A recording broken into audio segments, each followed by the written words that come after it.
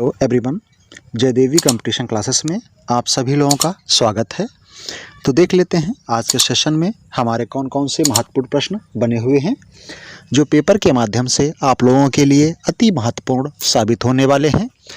अगर आप लोगों ने अभी तक हमारे इस सेशन को लाइक और शेयर नहीं किया है तो आप लोग इसे अवश्य कर दें और हमारा बेल आइकन भी दबा लें, जिससे आप लोगों को समय समय पर हमारा नोटिफिकेशन प्राप्त होता रहे और आपको महत्वपूर्ण जानकारियाँ मिलती रहें। तो देख लेते हैं आज का हमारा ये सेशन। इसमें देखते हैं पहला प्रश्न हमारा क्या बना हुआ है। ये सेशन आप लोगों को प्रत्येक परीक्षाओं में महत्वपूर्ण साबित होगा, जिसमें हिंदी पूछी जाएगी। ज़्यादातर बिहार एसआई और यूपी एसआई की जो परीक्षाएँ आ रही हैं उसमें हिंदी का विशेष रोल रहता है। बिहार एसआई में तो 200 नंबर की हिंदी पूछी जाती है और यूपी एसआई में यहाँ पर भी 40 नंबर की हिंदी पूछी जाती है। यूपी ट्रिपल एस सी पेट और यूपी टेट सी टेट और एस टेट इत्यादि में ये हिंदी पूछी जाती है। तो आप लोग देखना बिल्कुल ना भूलें। तो हमारा पहला प्रश्न क्या है, तो पहला प्रश्न इसमें हम देख लेते हैं। पहला प्रश्न हमारा दिया हुआ है, अवधि बोली निम्नलिखित में से जिला नहीं है। तो अवधि बोली का जिला इनमें से कौन सा नहीं है, ये आपको देखना है और बताना है। तो आप देखें और बताएं इसमें से हमारा ऑप्शन नंबर कौन सा सही हो जाएगा। अगर आप लोगों ने अभी तक हमारे सेशन को लाइक और शेयर नहीं किया है तो आप लोग इसे लाइक और शेयर अवश्य करते रहें। ओके, तो चलते हैं, देख लेते हैं आज का ये पहला हमारा प्रश्न। तो इसमें सीतापुर है, रायबरेली है, रामपुर है या फिर इलाहाबाद। तो इसमें हमारा ऑप्शन नंबर कौन सही हो जाएगा, तो इसमें हमारा ऑप्शन नंबर सही है। ऑप्शन नंबर कौन सा सही है, तो ऑप्शन नंबर हमारे इसमें सी सही है, रामपुर। रामपुर जो है ये अवधि बोली से संबंधित नहीं है। इसमें से कौन कौन से क्षेत्र आते हैं वो हम आपको बता देते हैं। देखिए, अवधि बोली इसका संबंध आप जान ही रहे हैं। ये संबंध है कहाँ से, अयोध्या। ठीक है, अवधि के नाम अयोध्या के नाम से अवधि पड़ा है या अवध। ठीक है, या अवध। तो ये अवध क्षेत्र कहाँ कहाँ पड़ता है, जैसे लखनऊ, इलाहाबाद, फतेहपुर, मिर्ज़ापुर, उन्नाव, रायबरेली, सीतापुर, फैजाबाद, गोंडा, बस्ती, बहराइच, प्रतापगढ़, बाराबंकी। और इसमें हमारा सीतापुर आ जाएगा, लखनऊ भी आ जाएगा, हरदोई भी आ जाएगा। तो ये सभी अवधि बोली से संबंधित हो जाएंगे। अच्छा, अवधि बोली किससे संबंधित है, तो अवधि बोली जो है ये पूर्वी हिंदी क्या है, पूर्वी हिंदी की ये उपभाषा है। क्या है, पूर्वी हिंदी की उपभाषा है। यह अर्धमागधी अपभ्रंश से बनी है। किससे, तो यह अर्धमागधी अपभ्रंश से बनी है। ओके, अपभ्रंश से बनी हुई है। ठीक है, अपभ्रंश से ये बनी हुई है।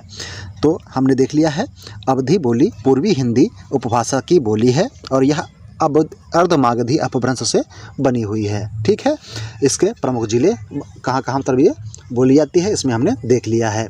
अवधि बोली के जो रचनाकार थे वो कौन कौन थे, इनके बारे में भी देख लेते हैं। अवधि बोली के जो रचनाकार थे वो कौन कौन से थे, सूफी कवि थे। सूफी कवि कौन थे, तो मुल्ला दाऊद ने, इनकी रचना कौन सी थी, मुल्ला दाऊद की रचना कौन सी थी, तो मुल्ला दाऊद की रचना थी क्या थी, चंदायन। कौन सी थी, चंदायन इनकी रचना थी, ये अवधि में थी। ठीक है, जैसी, तो ये जैसी भी अवधि के हैं रचनाकार। इनकी रचना कौन सी थी, जैसी की रचना थी पद्मावत। कौन सी थी, तो इनकी रचना थी पद्मावत। ठीक है, पद्मावत इनकी रचना थी, किसी, जैसी की, मलिक मोहम्मद जैसी। और कुतुबन, ये कुतुबन भी एक हैं। कुतुबन की रचना क्या थी, मृगावती। क्या थी, मृगावती। इनकी रचना क्या थी, मृगावती थी। ठीक है, तुलसीदास, इनकी रचना कौन सी थी, रामचरितमानस, आप जानते ही हैं। और उस्मान की, यहाँ पर देखिए एक और हैं, उस्मान अवधि के हैं। उस्मान की रचना बड़ी कौन सी थी, चित्रावली। उस्मान की रचना कौन सी थी, चित्रावली इनकी रचना थी। ठीक है, तो ये महत्वपूर्ण रचनाएं हो जाती हैं किससे, तो ये अवधि भाषा से हो जाती हैं। ठीक है, जैसे नमूना, एक गांव माँ एक अहिर रहा मतलब ये अवधि भाषा है। ठीक है, चलते हैं अगले प्रश्न की तरफ, देख लेते हैं अगला प्रश्न हमारा है, हिंदुस्तानी भाषा का एक रूप है। तो एक रूप क्या है ये आपको बताना है। संस्कृत निष्ठ है, हिंदी उर्दू मिश्रित है, दक्षिणी हिंदी है या ब्रज अवधी का मिश्रित रूप है। तो इसमें से आपको बताना है कि इसमें हमारा ऑप्शन नंबर कौन सा सही हो जाएगा। तो आपको बताना है, आप देखें और बताएं कि इसमें हमारा ऑप्शन नंबर कौन सा सही हो जाएगा। तो इसमें हमारा ऑप्शन नंबर सही है option number B, Hindi Urdu मिश्रित। हिंदी उर्दू मिश्रित ये हिंदुस्तानी भाषा का एक रूप है। ओके, अगला प्रश्न देख लेंगे। अगला प्रश्न हमारा, तीसरा प्रश्न इसमें गायब हो गया है, कोई बात नहीं, चौथा प्रश्न ही हम देख लेते हैं। आचार्य देव ने किस भाव को 34वां संचारी भाव कहा है? तो आचार्य ने किस भाव को 34वां संचारी भाव कहा है? तो आपको देखना है और बताना है कि इसमें हमारा ऑप्शन नंबर कौन सा सही हो जाएगा। अगर आप लोगों ने अभी तक हमारे सेशन को लाइक शेयर नहीं किया है तो आप लोग इसे अवश्य करते रहिएगा। तो चलते हैं, देख लेते हैं इसमें हमारा ऑप्शन नंबर कौन सा ही हो जाएगा। तो ऑप्शन नंबर इसमें हमारा सही हो जाएगा कौन सा? छल, स्मृति, पुलक या फिर रोमांच। तो इसमें हमारा कौन सा सही हो जाएगा? तो इसमें हमारा सही है ऑप्शन नंबर ए, छल। छल जो है ये क्या है? छल। छल आचार्य देव ने किस भाव को 34वां संचारी भाव कहा है? तो ये छल को कहा है। अब देख लेते हैं संचारी भाव। तो ये किस में होते हैं? रस के स्थायी भाव होते हैं। क्या है? सॉरी,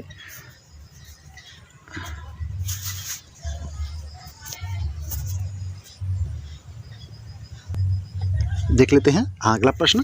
सहदेव, आचार्य देव ने किस भाव को क्या कहा है? 34वां संचारी भाव कहा है। तो संचारी भाव किसको कहा है? तो ये हम इसमें देखेंगे। तो आप देखें और बताएं। तो देखिए इसमें हमारा ऑप्शन नंबर क्या था? ऑप्शन नंबर इसमें हमारा पहला था, सॉरी, इसमें हमारा ऑप्शन नंबर क्या था? ऑप्शन नंबर पहला था छल। छल को आचार्य देव ने 34वां संचारी भाव कहा है। और मूलतः कितने संचारी भाव हैं? तो संचारी भाव की संख्या कुल कितनी है? 33 है। कितनी है? 33 है। ओके, संचारी भाव की संख्या कुल कितनी है? 33 है। आचार्य अभिनव गुप्त के द्वारा शांत रस का जो है ये उल्लेख किया गया है। ठीक है।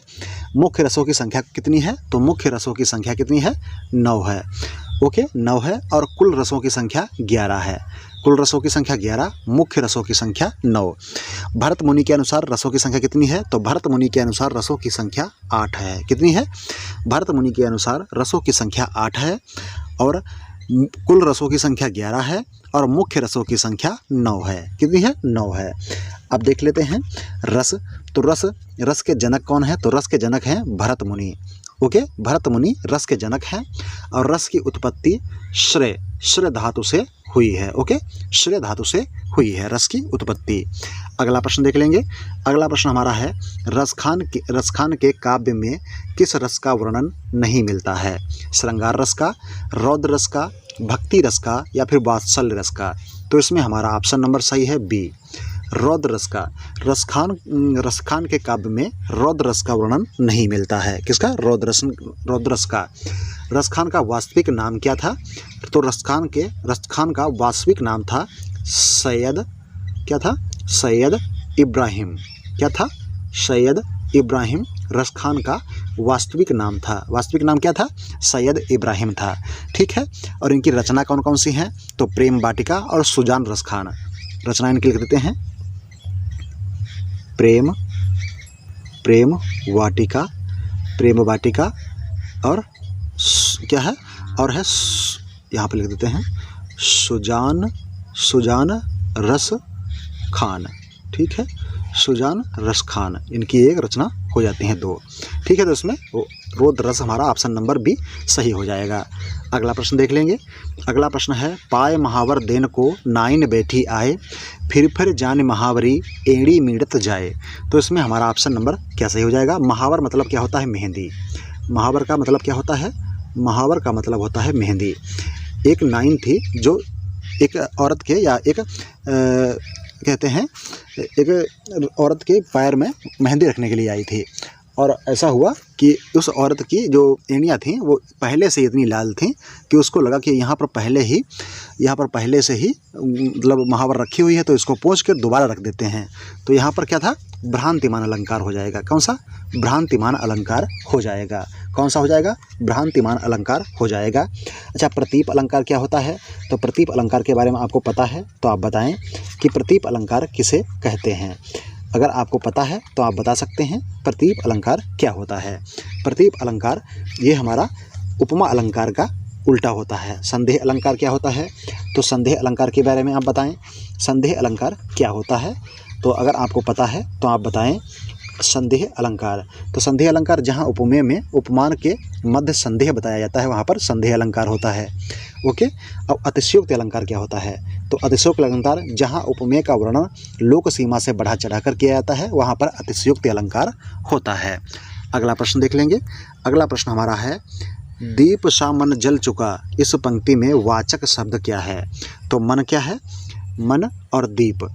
मन क्या है, तो मन है और दीपक, तो इसमें क्या है, दीप सा मन जल चुका, इस पंक्ति में कौन सा क्या हो जाएगा, इसमें कौन सा हमारा वाचक, वाचक शब्द जो दूसरे की व्याख्या करते हैं, ठीक है, या किसी को जोड़ते हैं उनको हम वाचक शब्द कहते हैं। कौन सा, तो उनको हम वाचक शब्द कहते हैं।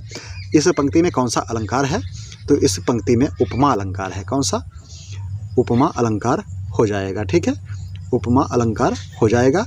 तो इसमें सा जो है ये हमारा हो जाएगा, क्या हो जाएगा, वाचक शब्द। वाचक शब्द इसमें हमारा सा हो जाएगा। ओके। अगला प्रश्न देख लेंगे। अगला प्रश्न हमारा है, छंद का सर्वप्रथम उल्लेख कहाँ मिलता है। तो छंद का सर्वप्रथम उल्लेख कहाँ मिलता है, तो ये आपको देखना है और बताना है। तो आप देखें और बताएं। तो छंद का सबसे पहले उल्लेख कहाँ मिलता है, ऋग्वेद में मिलता है। छंद के प्रणेता या फिर इसके जो ऋषि थे वो कौन थे, तो इसके ऋषि थे भामा ऋषि इसके उल्लेखित करता थे या वर्णित करता थे। रसों की छंद कितने प्रकार के होते हैं, तो छंद के मुख्यतः दो भेद होते हैं, मात्रिक और वर्णिक, ठीक है, मात्रिक और वर्णिक दो भेद होते हैं, ठीक है। तो यहाँ पर इसका ऋग्वेद में वर्णन सबसे पहले मिला था, किसका, छंद का, ठीक है। तो चलते हैं अगले प्रश्न की तरफ, देख लेते हैं अगला प्रश्न हमारा कौन सा बना हुआ है। जो ये छंद है वो छद धातु से मिलकर बना है, छद धातु से मिलकर बना हुआ है। इसका अर्थ क्या होता है, प्रसन्न, आह्लादित करना या फिर खुश कर देना, ठीक है। चलते हैं अगले प्रश्न की तरफ। अगला प्रश्न हमारा क्या है, तो अगला प्रश्न है, निम्नलिखित में से कौन सा बिरह काव्य है। तो बिरह काव्य कौन सा है, कामायनी है, लहर है, आंसू है या फिर झरना। तो निम्नलिखित में से कौन सा बिरह काव्य हो जाएगा। तो बिरह काव्य इसमें हमारा कौन सा है, तो आप देखें और बताएं। तो बिरह काव्य हमारा आंसू है, देखिए नाम से लग रहा है आंसू, ठीक है। कामायनी, लहर, झरना ये सब किसके हैं, जयशंकर प्रसाद के हैं। किसके हैं, जयशंकर प्रसाद के हैं। ओके। तो ये आंसू है, आंसू ये किसका हो जाएगा, आपको कमेंट बॉक्स में हमें बताना है कि आंसू किसकी रचना है। अगर आप बता सकते हैं तो आप बिल्कुल बताएं कि आंसू किसकी रचना हो जाएगी। शायद आपको पता हो या शायद आप जानते भी हों आंसू किसकी रचना है। तो ये आंसू कैसा है, तो आंसू एक नित्य बहुवचन है। कैसा है, नित्य बहुवचन है आंसू, ठीक है। आंसू कैसी है, तो आंसू को हम नित्य बहुवचन कहते हैं, ठीक है। कैसा है, तो आंसू नित्य बहुवचन हमारा हो जाएगा। चलते हैं अगले प्रश्न की तरफ। तो आप लोग बताना ना भूलें बिल्कुल कि आंसू किसकी रचना हो जाएगी, ठीक है, कौन सी, आंसू। तो अगर आप लोगों ने अभी तक हमारे चैनल को लाइक और शेयर नहीं किया है तो आप लोग इसे अवश्य करते रहें। देखिए आंसू भी जो है ये भी हमारा जयशंकर प्रसाद का ही है, ठीक है। किसका है, जयशंकर प्रसाद का ही हो जाएगा। पर ये क्या है, ये बिरह काव्य है, ठीक है।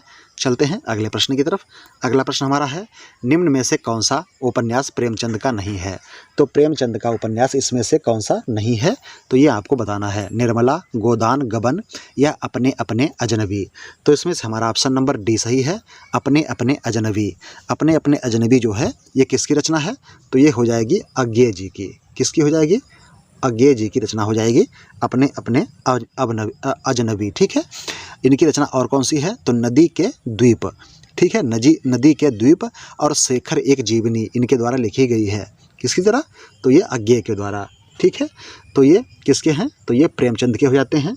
प्रेमचंद की और कौन सी हैं, चिंतामणि।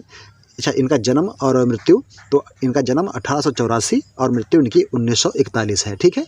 चलते हैं अगले प्रश्न की तरफ, देख लेते हैं अगला प्रश्न हमारा कौन सा है। क्वेश्चन नंबर 11 है, व्यास सम्मान से संबंधित उपन्यास न भूतो न भविष्यति किस लेखक की रचना है। तो किस लेखक की रचना है, तो अच्छा ये किसके द्वारा दिया जाता है इसको देख लेते हैं पहले। तो ये के बिड़ला, क्या है, के बिड़ला फाउंडेशन, के बिड़ला फाउंडेशन के द्वारा दिया जाता है। किसके द्वारा? के बिड़ला फाउंडेशन के द्वारा दिया जाता है। इसकी जो स्थापना हुई थी वो कब हुई थी? तो इसकी स्थापना हुई थी 1991, 92 मान लो, पर 91 ही पूछा जाता है, ठीक है, 91 ही होता है, ठीक है, 91 होता है। इसमें क्या है, ब्याज सम्मान में, तो ब्याज सम्मान में इसमें प्रोत्साहन राशि या पुरस्कार राशि जो होती है वो कितनी होती है? 4 लाख रुपए की प्रोत्साहन राशि मिलती है। यह केवल हिंदी में दिया जाता है, यह केवल हिंदी के क्षेत्र में दिया जाता है, ठीक है, हिंदी के क्षेत्र में दिया जाता है केवल। कौन सा? तो ये ब्याज सम्मान तो ये हिंदी के क्षेत्र में दिया जाता है सिर्फ, ठीक है। अच्छा, देख लेते हैं, एक है कागज़ की नाव। कागज़ की नाव के लिए किसको मिला था? तो कागज़ की नाव के लिए नासिरा शर्मा को, और पाटलिपुत्र की साम्राज्ञी ये शरद कुमार पगारे को मिला था इसके लिए। 2022 में किसको मिला है? तो 2022 में पागल खाना के लिए किसको मिला है? ज्ञान चतुर्वेदी को। किसको मिला है? ज्ञान चतुर्वेदी को मिला हुआ है, ठीक है, ज्ञान चतुर्वेदी को ये मिला हुआ है। कौन सा? तो 2022 में ज्ञान चतुर्वेदी को मिला हुआ है। 2021 में असगर बजाहत को महाबली नाटक के लिए मिला है, असगर बजाहत को। तो इसमें हमारा ऑप्शन नंबर सही कौन सा हो जाएगा? तो क्वेश्चन नंबर 11 में हमारा ऑप्शन नंबर 20 हो जाएगा, नरेंद्र कोहली को न भूतो न भविष्य उपन्यास के लिए ये ब्याज सम्मान प्रदान किया गया है, ठीक है। चलते हैं अगले प्रश्न की तरफ, देख लेते हैं अगला प्रश्न हमारा कौन सा बना हुआ है। तो हमने देख लिया है, मैथिली और हिंदी कवि नागार्जुन का मूल नाम क्या था? तो मैथिली और हिंदी कवि हैं ये नागार्जुन, इनका जो है मूल नाम क्या था?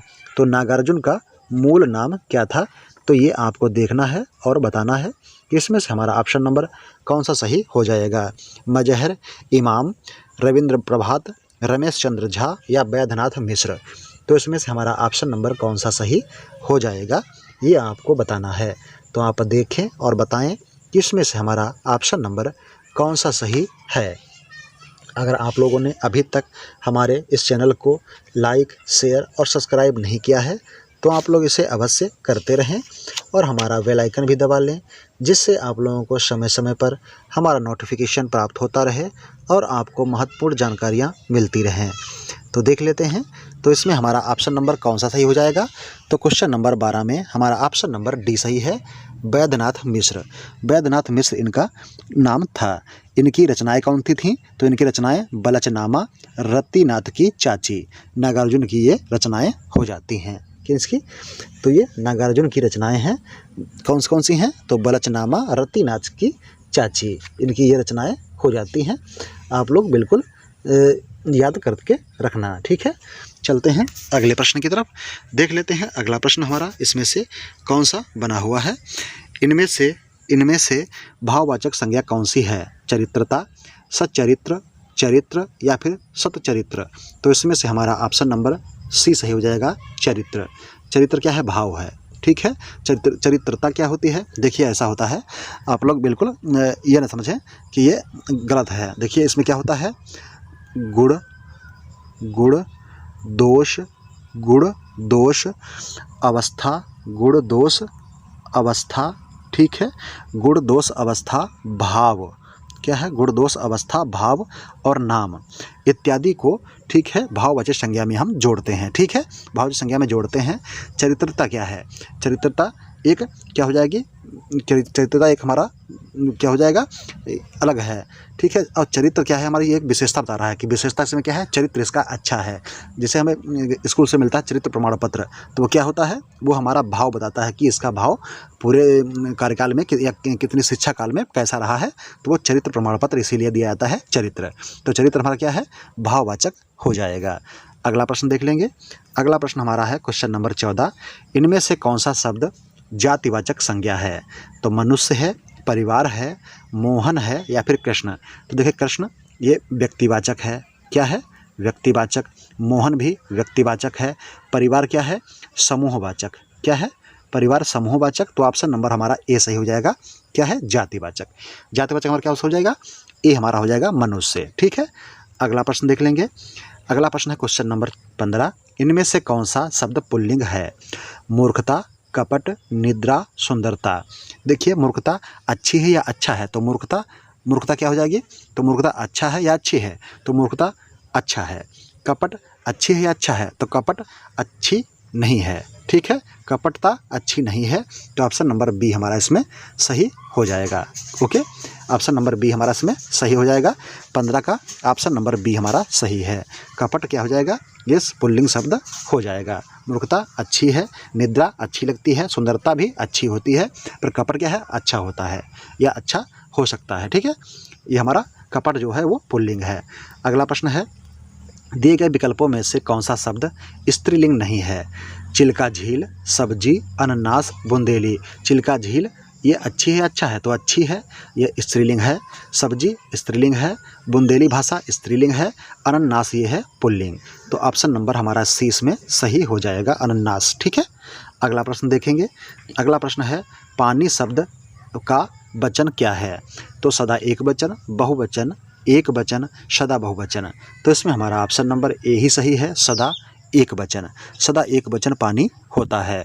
देखिए, पानी हो गया जैसे दूध, पानी, दूध, घी, पानी, दूध, घी, सोना। क्या है? सोना। ये सदा एक वचन होते हैं। ठीक है, अगला प्रश्न देखेंगे। अगला प्रश्न हमारा है, किस वाक्य में अधिकरण कारक है? किस है? तो अधिकरण कारक में क्या क्या ढूंढना पड़ता है? में और पर। जहाँ पर में और पर हो वहाँ पर क्या है? अधिकरण कारक है। तो बाग में पहले ही मिल गया हमें, यहाँ पर क्या है? अधिकरण कारक हो जाएगा। ठीक है, अधिकरण कारक इसमें हमारा हो जाएगा। तो हम कैसे ढूंढते हैं? इसी तरीके से ढूंढते हैं कारक। ठीक है, कैसे ढूंढते हैं कारक? हम इसी तरीके से ढूंढते हैं। चलते हैं अगले प्रश्न की तरफ, देख लेते हैं अगला प्रश्न हमारा कौन सा हो जाएगा। तो अगर आप लोगों ने अभी तक हमारे चैनल को लाइक, शेयर और सब्सक्राइब नहीं किया है तो आप लोग इसे अवश्य करते रहिएगा। तो चलते हैं, देख लेते हैं अगला प्रश्न। तो अगर आप लोगों को ये अच्छा लग रहा है तो आप लोग इसे शेयर तो करते रहें। शेयर आप करते रहेंगे तो हमें भी अच्छा लगेगा। चलते हैं अगले प्रश्न की तरफ। अगला प्रश्न हमारा है, किस वाक्य में पुरुषवाचक सर्वनाम है? किस वाक्य में पुरुषवाचक सर्वनाम हमारा है? तो इसमें हम स्कूल जा रहे हैं, उसे धैर्य की कमी है या उसमें धैर्य की कमी है, आप यहाँ बैठिए, सामान कौन लाएगा। तो इसमें से हमारा ऑप्शन नंबर कौन सा सही हो जाएगा? तो आप देखें और बताएं कि इसमें से हमारा ऑप्शन नंबर कौन सा सही है। तो देखते हैं सबसे पहले इसका जवाब कौन देता है। तो देखिए, सर्वनाम की कुल संख्या कितनी होती है? तो सर्वनाम में मूल शब्दों की संख्या कितनी है? तो 11 है। क्या है? इनके सर्वनाम शब्दों की संख्या कितनी है? सर्वनाम शब्दों की संख्या कितनी है? 11 है। और सर्वनाम के भेद कितने हैं? तो सर्वनाम के भेद हैं 6। कौन कौन से हैं? पुरुषवाचक सर्वनाम, निजवाचक सर्वनाम, निश्चयवाचक सर्वनाम, अनिश्चयवाचक सर्वनाम, संबंधवाचक सर्वनाम, प्रश्नवाचक सर्वनाम। तो इसमें हम देखना है पुरुषवाचक सर्वनाम कौन सा नहीं है। पुरुषवाचक सर्वनाम में कौन कौन से आते हैं? उत्तम पुरुष, मध्यम पुरुष और अन्य पुरुष। उत्तम पुरुष में मैं और हम, ये किस में है? उत्तम पुरुष में। मध्यम पुरुष में तू या फिर तुम, तू या तुम। और अन्य पुरुष में वे और वह और आप। ये सब किस में आते हैं? ये सब आते हैं अन्य पुरुष में। तो अब देख लीजिए, देखिए, हम स्कूल जा रहे हैं, हम मतलब क्या है? ये हमारा हो जाएगा कि पुरुषवाचक सर्वनाम में ये आता है। ठीक है, उसमें धैर्य की कमी है, उसमें किसमें? उसमें। तो उसमें धैर्य की कमी है, तो इसमें हमारा क्या हो जाएगा? तो इसमें आप देखें और बताएं कि इसमें हमारा क्या हो जाएगा। तो इसमें भी हमारा हो जाएगा उसमें। ठीक है, क्या हो जाएगा? उसमें या इसमें या उसमें। तो उसमें क्या है? उसमें वह। ठीक है, उसमें वह या आप आता है। ठीक है, तो इसमें भी हमारा पुरुषवाचक सर्वनाम हो जाएगा। आप देखिए, अन्य पुरुष में आता ही है। ठीक है, सामान कौन लाएगा? तो सामान कौन लाएगा, ये क्या हो जाता है? ये हो जाता हमारा है प्रश्नवाचक। क्या और कौन वाला, तो प्रश्नवाचक हो जाएगा। तो इसमें हमारा पुरुषवाचक सर्वनाम में क्या नहीं आता है? तो ये नहीं आता है, इसीलिए हमारा उत्तर डी हो जाएगा, सामान कौन लाएगा। अगले प्रश्न की तरफ चलते हैं। अगला प्रश्न है, भाववाचक संज्ञा से निर्मित विशेषण कौन सा है? भाववाचक संज्ञा से निर्मित विशेषण इसमें से कौन सा है? चलता, प्यारा, रंगीन, ऊंचा।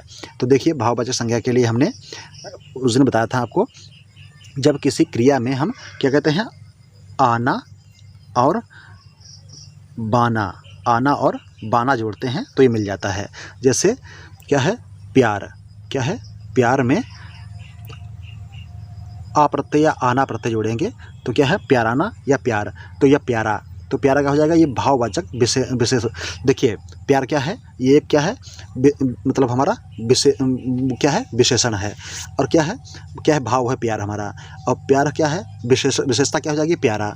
किसी, जैसे मान लो एक बच्चा है, वो क्या है, प्यारा है, कैसा है, तो ये किसी क्या होगी, ये विशेषता है, विशेषण है उसका, क्योंकि प्यार है भाव और उसकी जो प्यारा है वो क्या होती है, विशेषता, तो उसका विशेषण क्या हो जाएगा, प्यारा।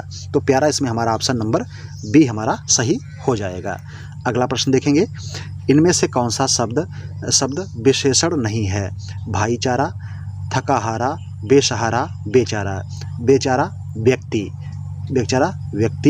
बेसहारा व्यक्ति, थकाहारा व्यक्ति, भाईचारा क्या है, तो भाईचारा ये भाव है, क्या है, भाईचारा ये क्या है, भाव है। तो इसमें से हमारा ऑप्शन नंबर पहला ही सही हो जाएगा, भाईचारा। ठीक है, ये शब्द विशेषण नहीं है। ठीक है, अगला प्रश्न देखेंगे।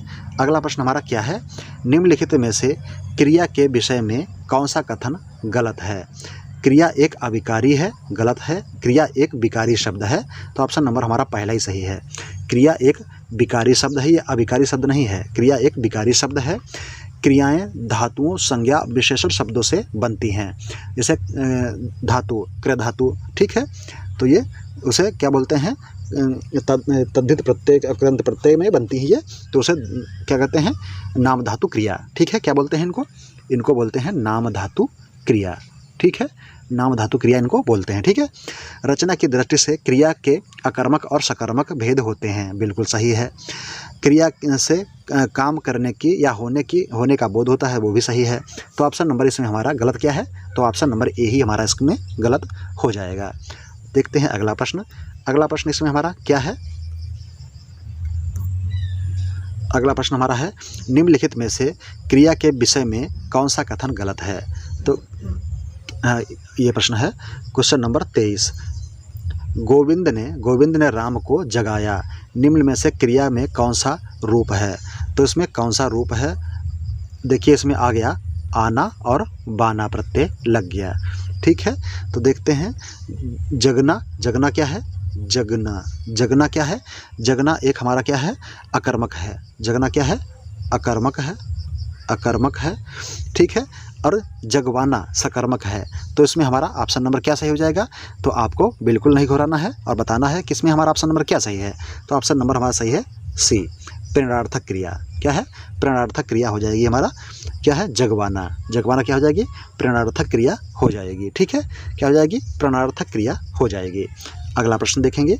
अगला प्रश्न हमारा क्या है, क्वेश्चन नंबर 24। रसोइये ने खाना बनाया है, रसोइये ने खाना बनाया है, वाक्य का काल बताइए। तत्कालीन वर्तमान, पूर्ण वर्तमान, सामान्य वर्तमान और संभाव्य वर्तमान। तो देख लेते हैं इसके बारे में थोड़ा हम जानकारी लेते हैं। क्वेश्चन नंबर 24 में देखिए, अगर यहाँ पर बना होता, क्या लिखा होता है, बना रहा है, बना रहा है, तो यहाँ पर क्या होता है, तात्कालिक वर्तमान है।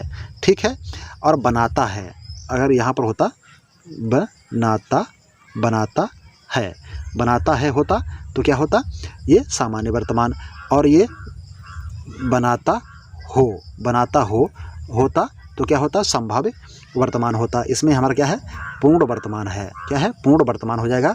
रसोइये ने खाना बनाया है, तो ये पूर्ण वर्तमान काल हमारा सही है। अगला प्रश्न देखेंगे। अगला प्रश्न है क्वेश्चन नंबर 24।